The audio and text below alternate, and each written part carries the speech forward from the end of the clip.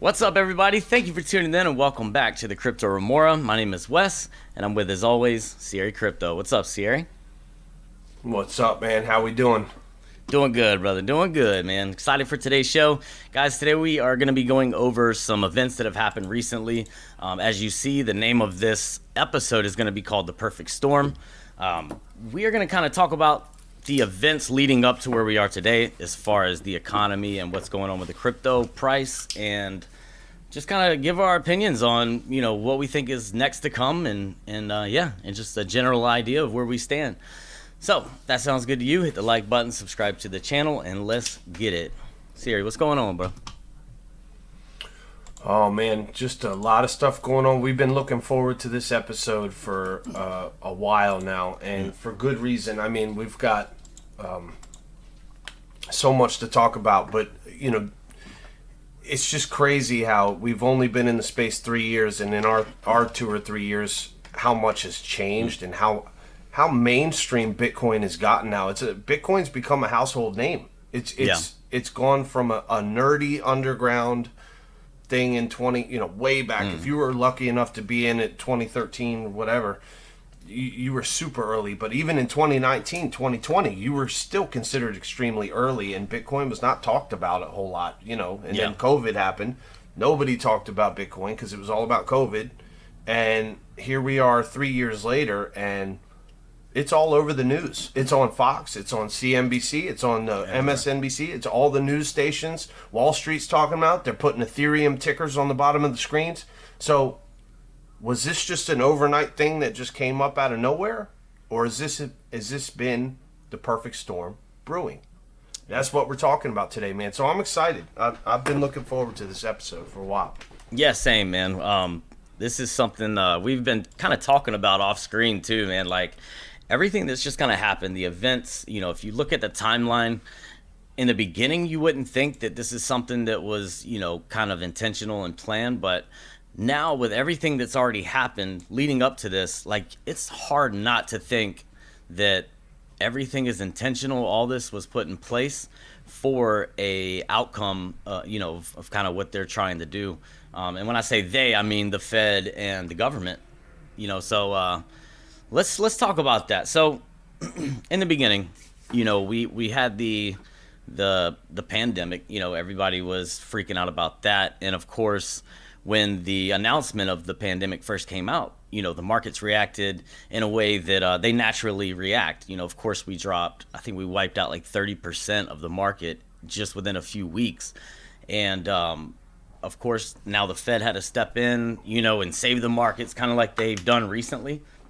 And when they do that, that's quantitative easing, the investing, buying corporate bonds and stuff like that. So after they do that, the markets react, and they kind of, it was the catalyst to bring the markets back. So if you look at it, man, like, here we are, we got a bullish market, bouncing back from a 30% drop, and jobless claims are just going through the roof, man. Like, the pandemic comes out, the market crashes, the Fed saves, we have a bounce in the market, bullish market, but jobless claims are through the roof. So they had no choice but to do what they did, and that was to print more money, right? So, and with the jobless claims, it kind of reassures the market that the Fed's not raising the rates anytime soon. So that itself was kind of a perfect storm to be the catalyst of, the market moving up in 2020.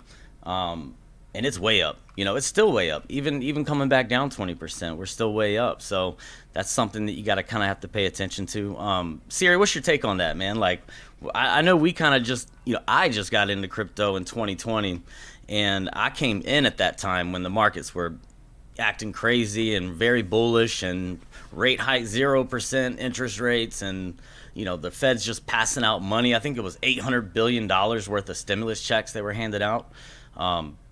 What did you kind of feel like when all that stuff was going on? I felt the same thing that everybody felt, was absolute euphoria. I mean, time to buy Dogecoin, doggy coin as they call it. I was just fortunate enough to have been studying for 6 months before that collapse. It was just perfect timing for me. I got very, very fortunate in the fact that 6 months before I had been preparing, and I had my Robinhood account, I had my bank account, I was getting all my stuff in order, trying to learn about investing. I was studying charts. I had all the charts covering my bedroom walls. I looked like a prisoner trying to plan his escape, but financially. I had TA and how to read charts and just the history of banks. I had books. I was reading. I was literally studying 5 hours a day, every day. And COVID comes out, and it's okay. The world's gonna be put on pause. My first reaction was, we got 2 weeks, and then we're gonna be out of this. So I'm gonna go hard into everything. 2 weeks turned into 3 years. We're still dealing with stuff from COVID 3 years later. So whatever. Yeah. Whether you feel, however you feel about that's irrelevant. In this conversation, how did I feel? I felt euphoric. They're handing out all this money. It's like just going and just doing this with dollar bills everywhere, helicopter money, and the market went nuts, and people bought stocks, and people bought crypto, and people just went crazy. And now the dust has settled down, right? There's no more stimmy money. So it's back to who's going to put their money in right now. But if you look at this first chart we have pulled up, it's the dollar's worth. This is a prime example of what we're talking about. In the beginning, there was no massive amounts of money just printed out of nowhere and stuff. But you can see immediately, the Federal Reserve, the minute they come out, what did the dollar's value do? Dollar's value tanked 50%, So, I don't know. I mean, the next big thing on it is, lead up to the Great Depression. Then you got Roosevelt criminalizing the possession of gold, the Bretton Woods Agreement, establishing the dollar as the world's currency. And then it's just a sharp incline on the dollar's value, the purchasing power of $1, what $1 will actually buy you. And the minute they took the gold standard off, it's like, okay. Yeah. From President Roosevelt criminalizing the possession of gold all the way to the gold standard being abandoned, and you look at what the purchasing power is in 2020, it's not all that different from where it was in 2008, 2009, 2010. Yeah, you've lost some purchasing power, but if you look at the overall chart, to me it looks like one of those crap coins that just kind of goes down and bottoms. But I had an interesting thought about this. You see the first drop on the dollar from 25 down to 12. You see that dip, right? That sharp first decline, right? Yeah. That mark, if you put your finger on the mark, it's about the 618 Fibonacci level, which is pretty much almost 50%. It's a little more, obviously, but that's halfway from the bottom of where we are, which is normal chart movements, right? Then you have that correction where it goes up to where it says U.S. President Roosevelt criminalizes possession of gold. Yeah. You see that? That's your correction back up. That's halfway up. That's your other hitting your other fib, right? So now, this is the interesting thing that I just noticed this a couple minutes ago as we were talking. If you look at from where President Roosevelt criminalizes the possession of gold to where we are now, there was never another correction up.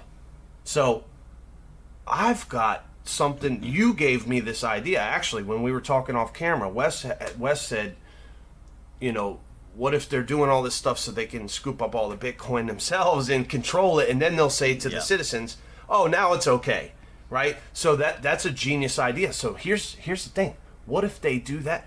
What about that correction up we never had?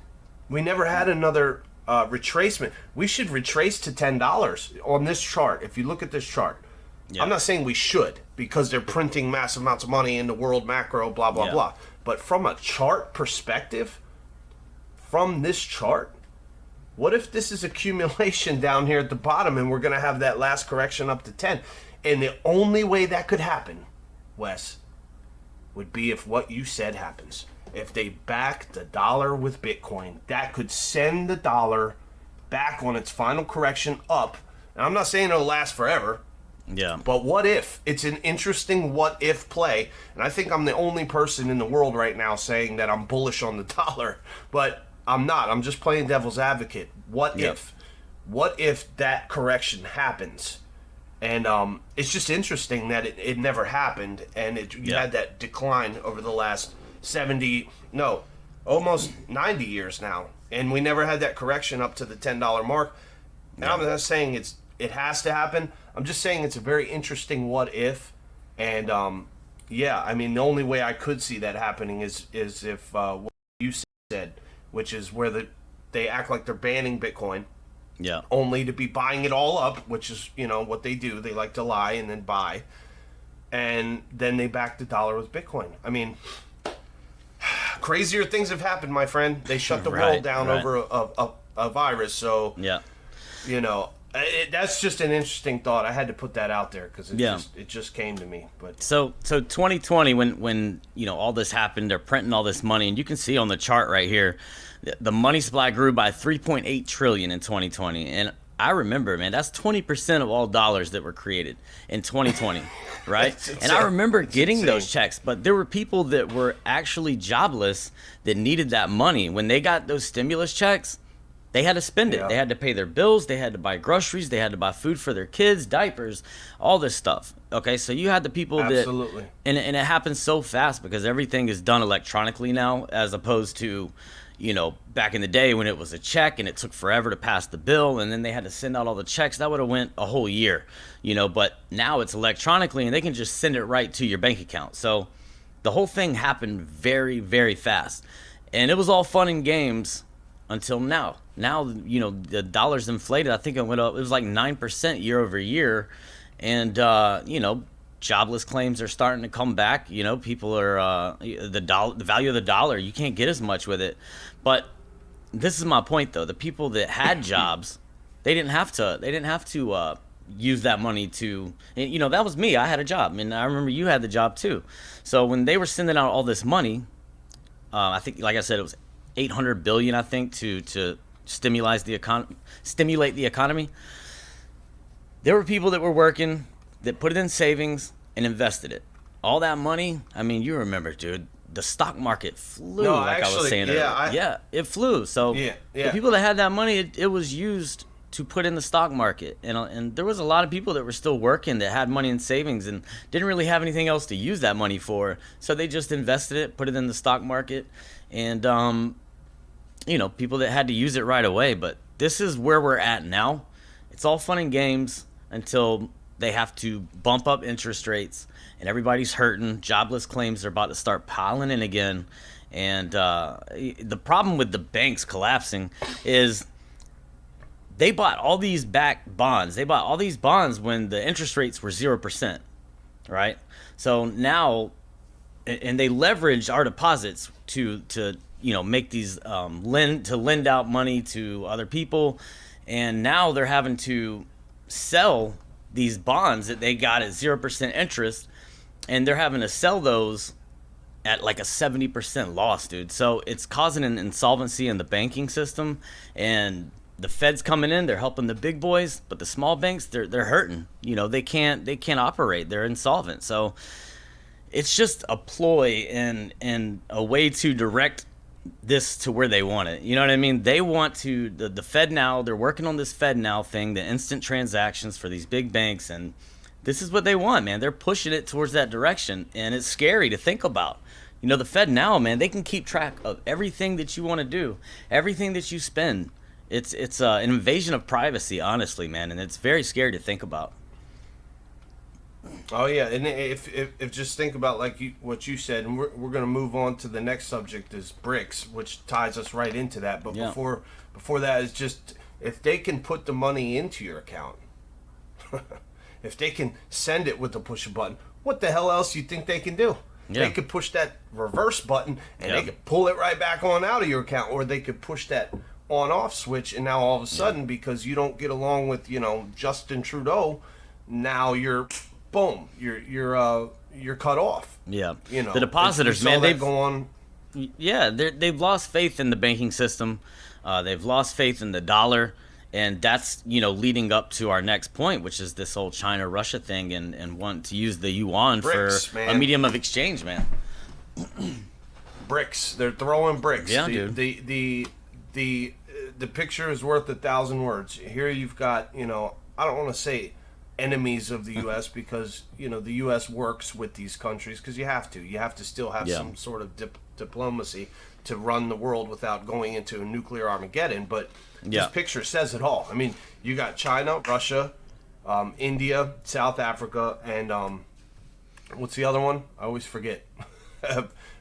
Brazil, Russia, India, China, and then South Africa. Yeah, okay? South Africa. Yep. So they're all ditching the dollar because they say, okay, you want to keep slapping sanctions on us, you want to keep blocking us from world commerce, we're going to cut you off. And the U.S. is getting, unfortunately, the citizens of the U.S., we're sitting here like, there's nothing we can do other than vote, but unfortunately the powers that be in the U.S. have decided to make some pretty stupid choices with the monetary policy and have pissed off the other countries, and now the other countries say, okay, well, it's 2023. We don't need that greenback anymore because we have digital currency. China already has a yuan. They're already rolling out crypto, CBDC. Yeah. China already has it. They're already using it, right? Putin is using Bitcoin and Ethereum. He flew Vitalik in, a couple of years ago and had a sit-down dinner and was trying to get, because I believe Vitalik has some Russian in his ancestry. So he was cozying up to him. You got India, who's playing both sides of the fence, as always.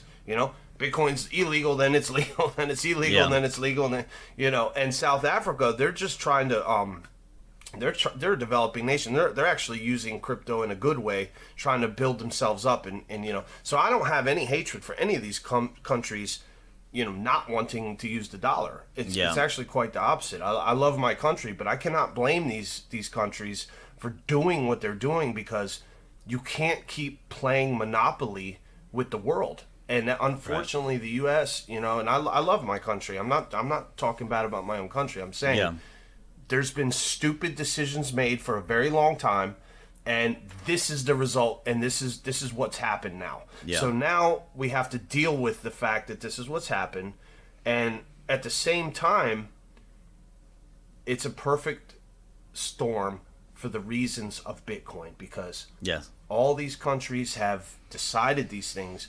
But if you look at the one thing that's behind all their brains, you can almost see it in the picture. They're all thinking, what if Bitcoin becomes that world reserve currency? So at that point, they're all going to outline, it's illegal, right? India, Bitcoin's illegal. China, it's illegal. Putin said, oh, it's illegal. Then it's legal. They're all playing the same game. Same game the U.S. is playing. Bitcoin's legal. Then it's illegal. So when they're lying to you, when they're lying, they're buying. That's what Wall Street does. When they're lying, they're buying. So I think this is a huge ingredient in the perfect storm for why Bitcoin is edging its way up to that world reserve currency status. This is a huge point, in my opinion. It's definitely the way to go, man. And just to kind of, elaborate on the comments you made earlier about, them wanting this and getting all the Bitcoin and everything. The Fed now, this Operation Choke Point, the Restrict Act, all this stuff is hand in hand. This is, it's this act, the Restrict Act is basically making it easier for the government to ban, certain softwares like TikTok, for example. I mean, you can see what's going on with that. And only from specific countries, though, and the ones that we've mentioned. So it's just another way for them to attempt to control the financial system, man. It is all it is, really, man. An invasion of privacy, like I said. And, dude, just be careful out there, guys. But what Siri was saying earlier is, so they're going to make it hard. They're trying to ban VPN, so you can't get control of crypto and use crypto, buy crypto, and use it like we want to. So what... And the regulation is so unclear that people are packing up. Any kind of crypto business that's in the U.S. is packing up, going to another country. So if they make all these crypto businesses and they ban crypto and they make them go to different countries and then they ban the VPN so we can't use any of these services, then there you go, man. Operation Choke Point. You can't do anything. That's what they want to do. I think that they're doing that for a reason because they do want to buy all the Bitcoin so they can, maybe... back the dollar by it. I don't know, but either way, it is what it is. This is what's happening, and we just kind of want to bring it to light, man. So the next thing, I mean, we're not going to dwell on this, but you can find go to cooperkirk.com and you can see the actual paperwork. They have it listed on their website. It's the first thing that comes up if you Google search Operation Choke Point 2.0, and you can read. You don't have to read the whole thing, but I'm just going to read one line from it. It says, fifth, Congress should investigate whether bank regulators are acting to squelch private sector innovation in order to clear the field of competition for the benefit of existing federally regulated banks or for a federal cryptocurrency alternative. Yep. So it's in black and white. If you guys want to read the form, we're not going to read the whole thing on here, but go. It's very interesting to read through. I've read the first half of it, and it starts getting me a little angry, so I have to not read it anymore. Yeah. So I'm like, all right, let's go to the next topic, which is the Bitcoin halving. Of course, ingredient number 4 for the perfect storm would be nothing without the Bitcoin halving. Right. If you look at these numbers, me and Wes were talking about this. The first halving, second halving, third halving, you've got to jump from the lowest to the highest price. Okay, so the first halving, low price was $12, high price was $1,000. So I'm just going to make it simple. I'm going to say first halving, 12 to 1,000. Second halving, 500 to 20,000. Third halving, 8,500 to 67,000. It's like Sesame Street. What's the next thing? What happens next? Right. Low to high. So if you went from 12 to 1,000, then 500 to 20,000, then 9,000 to 70,000. In my opinion, the next low high is like what I've been saying, 30 to 40,000 is the low, and 250, 275,000 is the high, because that's a 5x. And we said law of diminishing returns on the halving. Yeah. You know, I've not changed my price target. My price target for the peak of the bull run is still $275,000. Yeah. What's your low and your high for the next halving? The one coming right now, or not now, but in a year. So I think we've already hit the low, which is 15,000, and then you take that. I mean, I say the lower end of that is 150,000. Let's say we do a 10x from 15,000 to 150,000. That's a 10x.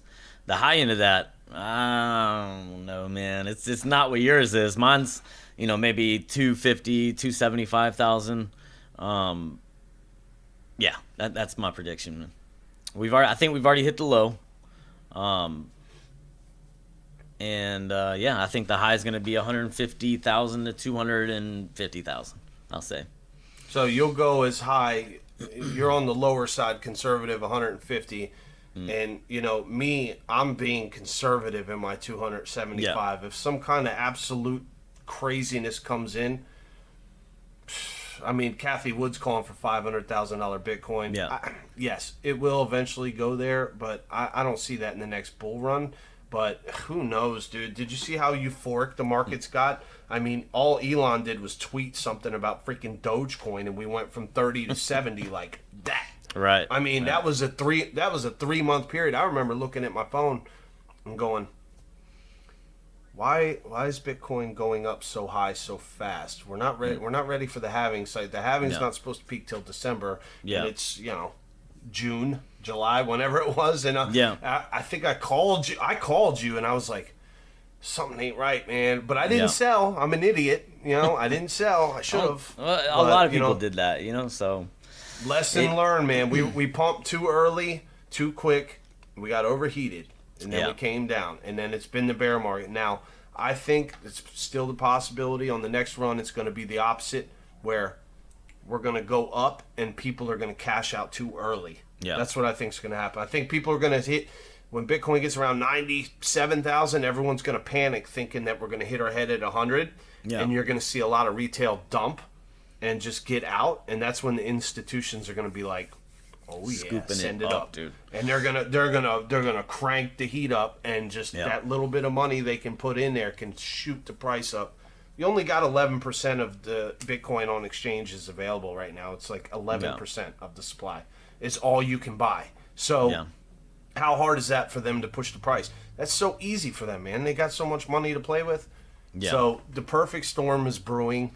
if you're sitting on zero and you're just holding altcoins, you know, consider your time value of how much time you have left to accumulate Bitcoin. I know I've sold, transitioned out of my Bitcoin into the alts just like a lot of you guys have because I want those gains. But, you know, at the end of the day, on this next run up, take some profits and roll it back into Bitcoin because Bitcoin is still the only one that is truly decentralized 100% that you can control, that they can't control. And, get off zero. If you're sitting on zero, get the hell off the sidelines, you know, no matter what. Even at 30,000, get the hell off the sidelines and at least hedge yourself a little bit against the dollar, a little bit against the world's craziness, and get some Bitcoin. If you don't have it, you know, that is financial advice. No, it's not. Whatever.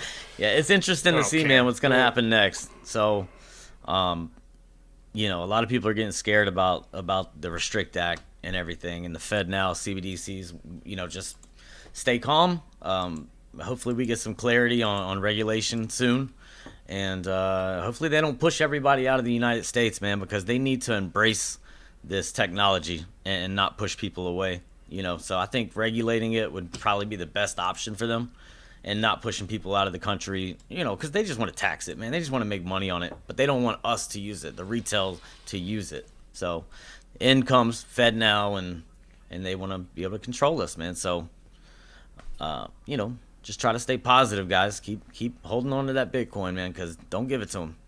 Do not give it to them. That's right, man. Any final words you'd like to drop?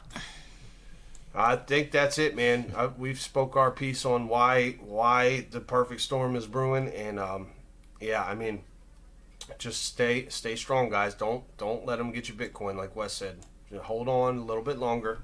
You've been through the ringer already. You know, we're just coming out of the woods now, so now is not the time to give up. If you're thinking about it, do not do it. Hold on a little bit longer and just wait and see what happens. Yeah, I think we're gonna have a positive outcome. All right, guys, I think that's going to wrap it up. Thank you so much for tuning in. Make sure you hit the like button, subscribe to the channel. Show us some love, and we'll show it right back. Much love to the Arbonauts, and until next time, peace out.